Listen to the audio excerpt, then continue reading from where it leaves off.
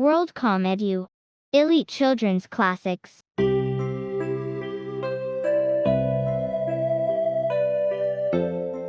The Piper of Hamelin. Once upon a time, there was a very beautiful town in Germany. The name of the town was Hamelin. The people of the town were very diligent. The land was rich and crops grew well, so the people lived happily. But something happened in this beautiful town. What was it? Was it an earthquake? A big fire? No, rats! A large number of rats were born there. They were hungry rats. The rats ate the crops in the fields and began to eat food and things in the houses. Look, those rats are eating the bread on the table. Where are the cats? They are afraid of so many rats. Almost all the cats have run away. Oh, what shall we do? The people in the town were in trouble. They could not work because they had to drive away the rats and put rat traps everywhere. But the number of rats increased day by day. The rats became wild. They ran about in almost all the houses all day long. They ate food and bit chairs, books, clothes, and even babies in the houses. At last the rats became bigger and stronger. They began to fight against the cats and dogs. Every dog and cat ran away when it came upon the rats on the streets. The people could not put up with the rats any longer. They gathered in the city office. "We've paid our taxes, but you didn't take steps to meet this situation. To kill the rats is your duty," the people said to the mayor. Soon the mayor and the city officers had many a meeting and talked over how to kill the rats, but they failed to come up with any good ideas. "We have no ideas. How about collecting ideas from the citizens?" one of the officers said. "That's a good idea," all the members cried. The next day, they put a notice on the bulletin board on every street. Wanted, good ideas, how to kill rats, $1,000 to the best idea. The people in the town racked their brains, but they could not think of any good ideas. The mayor and officers had a meeting again in the city hall. The meeting continued for 2 days. At last they became tired with discussion, and many of them fell asleep in their chairs. When the mayor himself was about to fall asleep, there was a light knock on the door. The mayor was surprised to hear the sound because he thought that the sound was the tapping of the rats. There was a knock again. This time the mayor knew somebody was knocking on the door and said, "Please come in." The door was opened and a stranger came into the room. No one knew the man. "Who is he? Where did he come from? Did he come from outer space?" they said to themselves. The man was tall and thin. His eyes were blue and sharp. His coat was very long, and the color was half red and half yellow. He wore a black hat and a pair of pointed shoes. "Your Honor, the mayor," said the man in a gentle voice, "I'll kill all the rats in Hamelin for you." All the members in the room were surprised, and some of them almost fell from their chairs for joy. "Will you give me $1,000? "Yes, of course. I'll even give you $50,000, answered the mayor. "But can you kill all the rats in our town? How can you do that?" the mayor asked doubtfully. "Of course I can. I have killed many pests such as gnats, locusts, rats, and even vampire bats." "When will you begin the work?" "I'll begin at once." "Shall I help you?" the mayor asked with a smile. "No, thank you. I'll do it myself. You had better stay at home and see what happens." The man went out to the square of the town. He took a long pipe out of his bag and wiped it with a piece of cloth. Then he looked around and began to play it pleasantly. Pip-pee-ka, pip-pee-ka, pip-pee-go-pee. Pip-pee-ka, pip-pee-ka, pip-pee-go-pee. The people in the square were watching the man. The man played on and on. Beep-be-go, beep-be-go, beep-be-ga-bee, beep-be-go, beep-be-go, beep-be-ga-bee. Soon the people saw a great many dots coming out of every house. "Oh, look! Rats!" they shouted in surprise. It was like magic.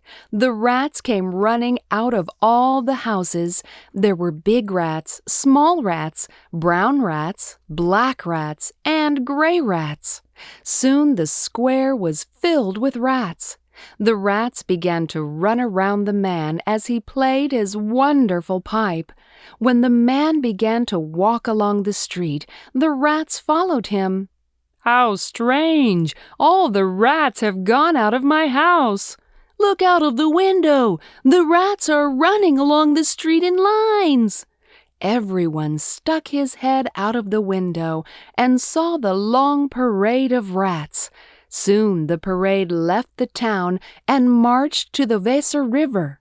The man kept playing and walked into the river. The rats ran after him, and in the middle of the river they began to sink one by one. After a while, all the rats were drowned, and the river was full of the dead bodies of the rats.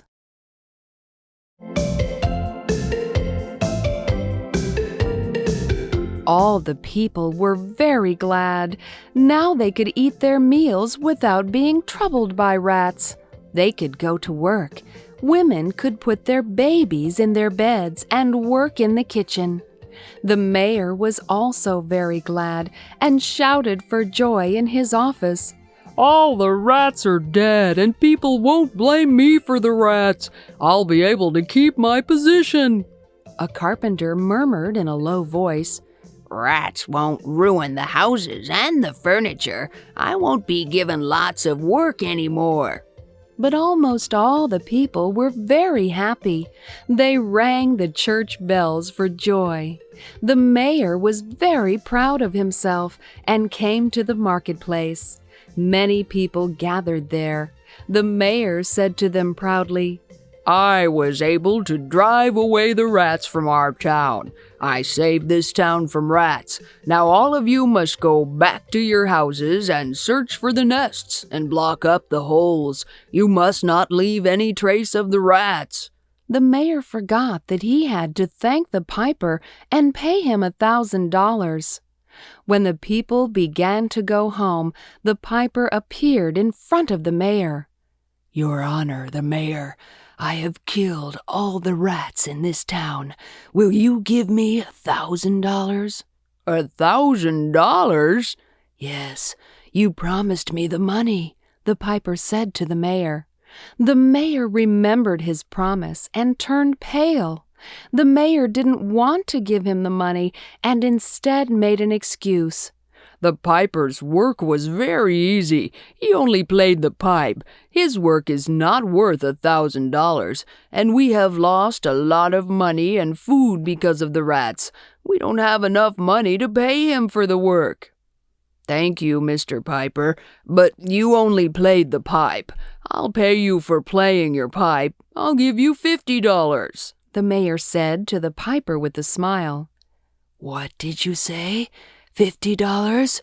You promised to pay me $1,000. You're a liar," the piper said, his face turning red. "I'm not a liar. When I said $1,000, it was just a joke," said the mayor. The people in the marketplace said to the piper, "Piper, our mayor must pay you the money from our tax. $50 is quite enough." "Mayor, you must keep your promise," said the piper once again. "No, $50 is quite enough," shouted the crowd. "What dishonest people you are! Very well, I won't take any money, but you will be sorry for that," said the piper, who stared at them with sharp eyes and went out into the street. "I've done my duty. We won't be troubled by rats any more. Let's set off fireworks and celebrate," the mayor said proudly to the people. That night the whole town was in a festive mood. They set off fireworks and gathered in the square to drink and dance till late at night. But no one dreamed of the terrible event of the next day. It was Sunday. People went to church. Children stayed at home. From out of nowhere, the piper appeared in the town again when the parents were in church.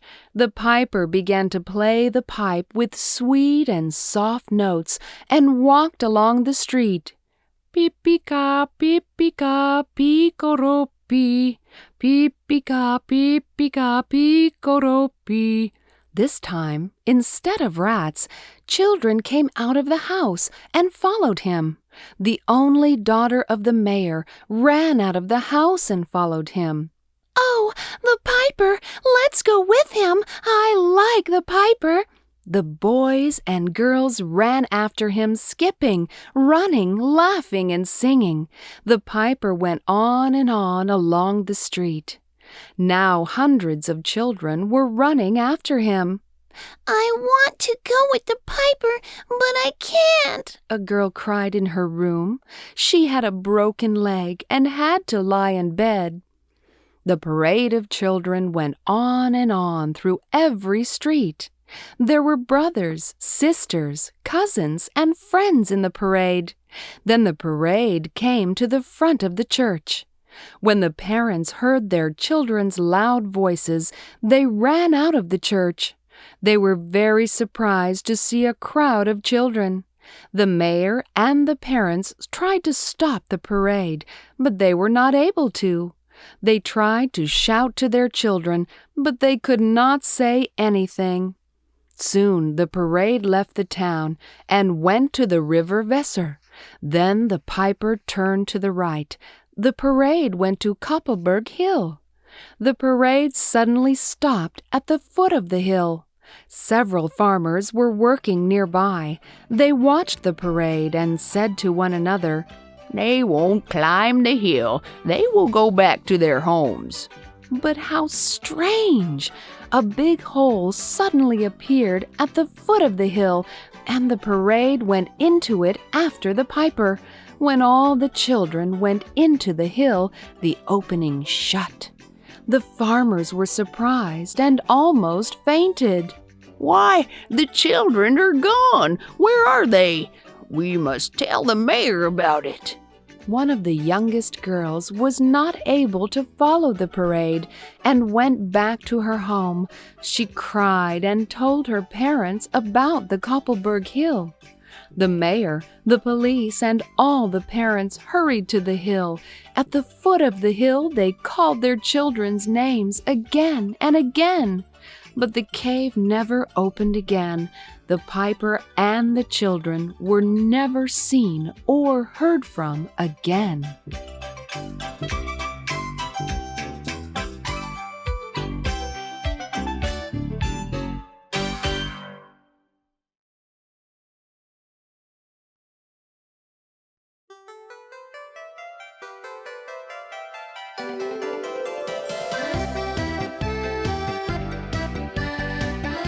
Whopper. Once there was a little boy. He was 5 years old. He always told lies. People called him Whopper because a whopper is a big lie. One day, Whopper had a blue mark on his face.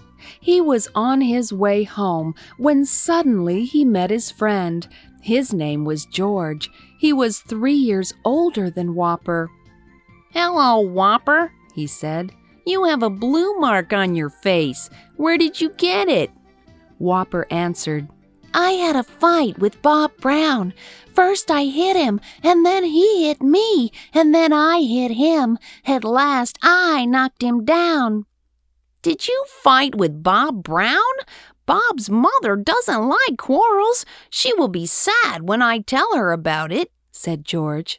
When Whopper heard George's words, he said nothing and put his right hand on his blue mark.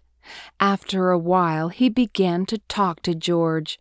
"Oh, I only pushed him. When I pushed him, I stumbled and fell down on a stone. Then I got a blue mark on my face.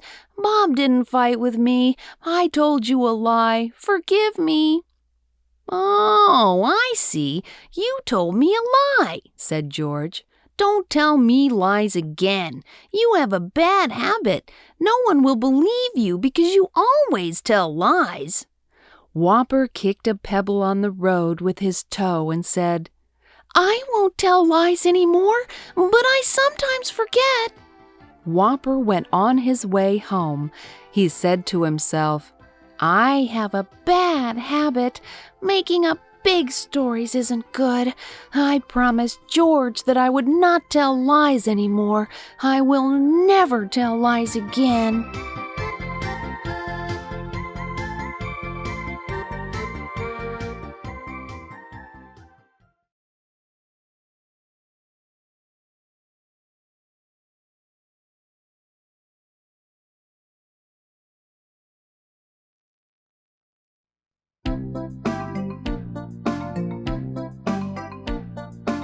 After a few days, Whopper was playing with his marbles on the street near his house. The boy next door came out of his house. He was only 2 years old. He was watching Whopper's game. Soon, a man came along and went over to the boy. They were talking for some time. Several minutes later, Whopper saw that the man was walking away with the little boy, but Whopper kept playing his game. Suddenly, he felt that someone was shaking his shoulder. It was the mother of the little boy next door. "Whopper," she asked, "where is my little boy now? Didn't you see Peter? I'm looking for him." "Oh, yes," answered Whopper. "I saw him. A strange man was talking with him, and he took your son away." Peter's mother was very worried and cried, "A man? What did he look like?" "He was big," answered Whopper. "He looked very strange. His face was covered with hair, and he had a big stick in his hand."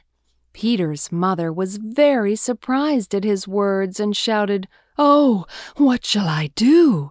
She ran into the house. Whopper had told another lie. He said to himself, "I have told a very exciting story. I have never told such an exciting story before." At first, Whopper was very pleased, but a few minutes later, Whopper remembered his promise to George. He decided that he had to tell the truth. Slowly, he went across the yard toward Peter's home. The yard was filled with people. They were talking about Peter. When Whopper went near the people, they looked at him.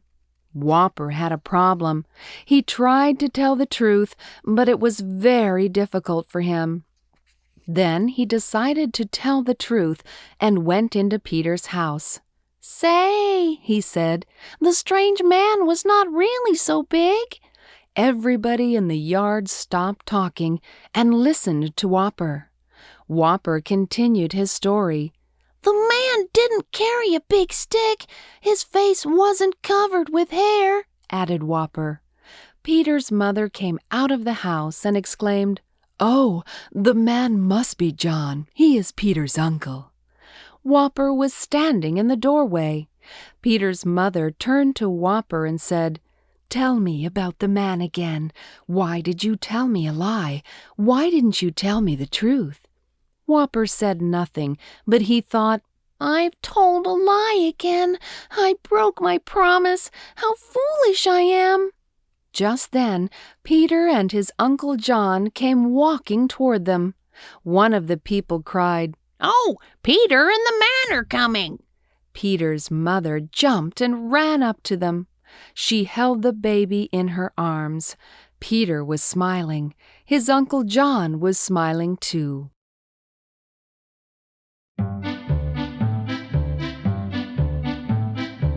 One day, Whopper had 2 cents in his pocket. He was going to buy some candy with it. He wanted to get some orange candy. On his way to the drugstore, he heard something growling behind him. Whopper jumped in surprise. A black puppy came out of the bushes. The dog was wagging his tail. The puppy was very friendly, but Whopper was afraid of it because he was a coward. "Oh!" cried Whopper, and he began to run. He looked back and found that the puppy wasn't following him. The puppy's leash was caught on some bushes. The little dog pulled and pulled to get free, but in vain. Whopper kept running all the way to the drugstore. He went there every day to buy some candy. He ran into the drugstore and cried, "I was bitten by a dog! I was bitten by a big dog!" There were a customer and the drugstore keeper in the shop. The customer was on the telephone in the corner of the shop. He looked at Whopper. Whopper lowered his voice, but he was still excited. Whopper said to the drugstore keeper, "A huge dog ran after me! A huge dog ran after me!" "It must be a Saint Bernard. It was a Saint Bernard," said the shopkeeper. "But Saint Bernards are usually friendly dogs. It must be a police dog," added the shopkeeper. "Oh, it may be a police dog," Whopper cried happily. "The dog ran after me a long way, and it kept barking at me. I tried to climb a tree, but the big dog attacked me. I just got over the fence." But suddenly, Whopper remembered his promise to George and Peter's mother. He stopped talking. He had to tell the truth again. "It wasn't a police dog," he said. "It was a little black dog, and it didn't run after me." Whopper spoke in a low voice, but the man on the telephone heard him clearly. The man came near Whopper and asked, "What kind of dog did you see? Where did you see it?" "I saw it near the bushes," answered Whopper. He feared that he would get into trouble with the man. Whopper wanted to change his story again, but he thought of George and decided to tell the truth.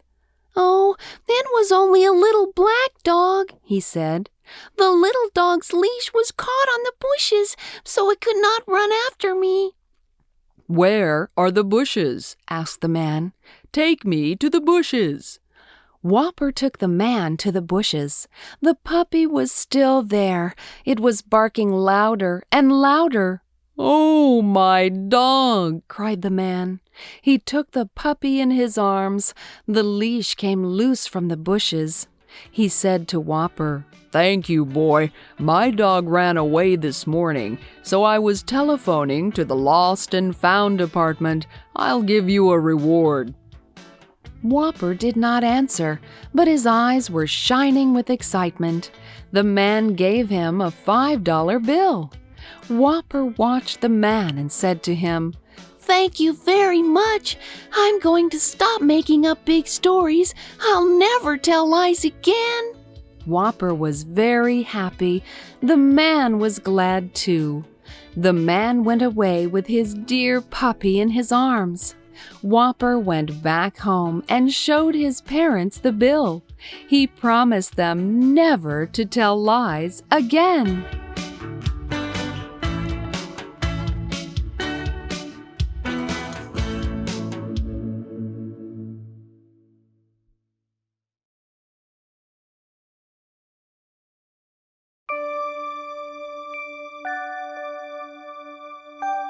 Some humorous stories.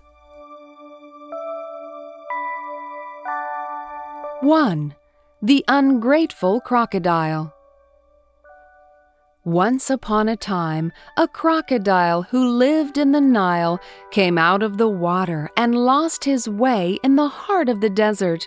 He was dying of exhaustion and thirst. Soon he saw an Arabian passing by with a camel.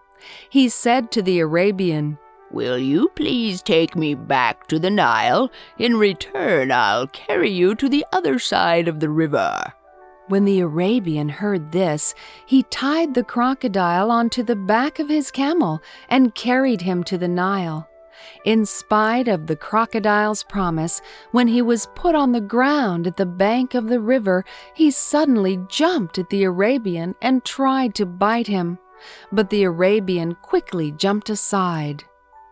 Just then, a fox happened to come along, and the Arabian said to the fox, "I saved this crocodile in the desert, but he tried to bite me." And the crocodile said, "He tied me firmly to the back of the camel, and I almost died." The fox heard both sides and said, "Now, let's try it again. I'll come along this time." Then the Arabian tied the crocodile to the back of the camel once more and took him to the desert. As soon as they reached the desert, the Arabian left the crocodile in the middle of the desert and went away.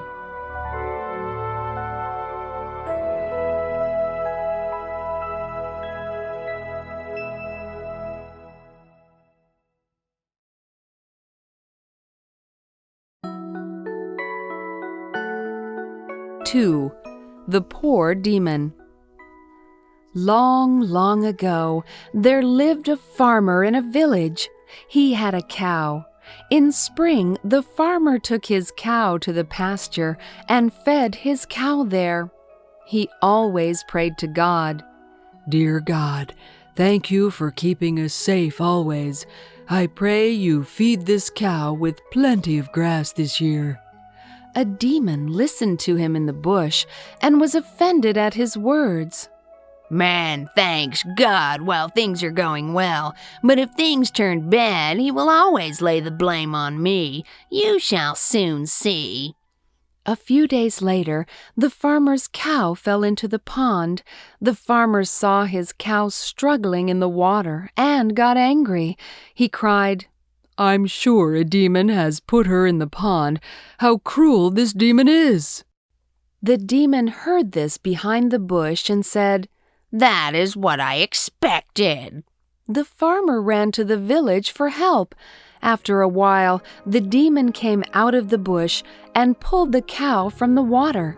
The demon smiled and said, "Now, this time I think the farmer will thank me." Soon the farmer came back with the villagers. When he found his cow safe on the bank, he said, "Dear God, thank you very much for pulling my cow from the pond."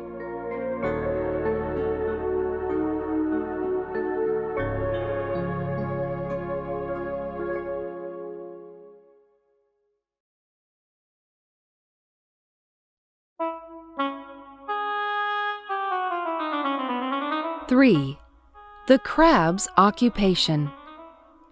Once a crab was wondering what occupation was the most suitable for him.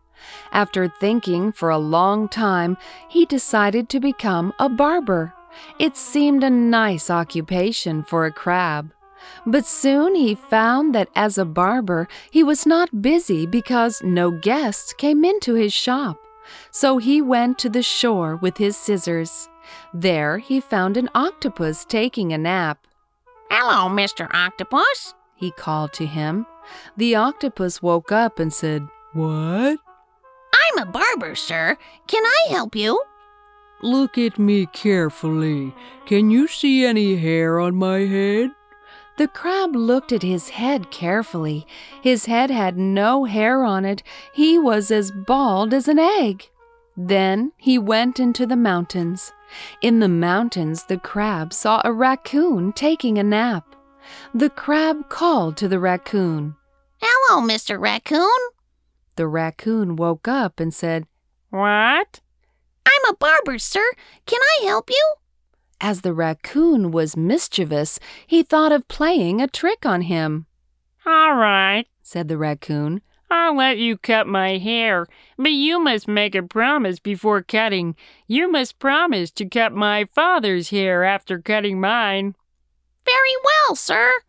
Then the crab began to cut the raccoon's hair. You know a crab isn't a big animal. A raccoon is many times as big as a crab. The raccoon's body is covered with hair, so the crab made slow progress. The crab worked very hard and finished his work at the end of the 3rd day. Now, cut my father's hair as you promised. By the way, how big is your father? He is almost as big as that mountain. The crab was surprised and thought the raccoon's father was too big for him to cut by himself. So the crab made all his children barbers, not only his children, but also his grandchildren and great-grandchildren, and all newborn crabs were made barbers. And so, even a small crab which you see on the beach has his own scissors.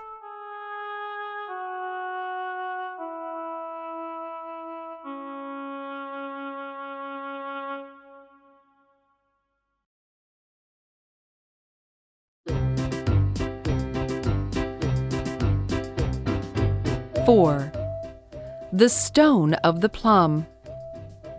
A mother bought some plums. She wanted her children to eat after dinner. She put the plums in a dish and put the dish on the table in the dining room. The little boy said to himself, I have never eaten this kind of fruit. I wonder what it tastes like.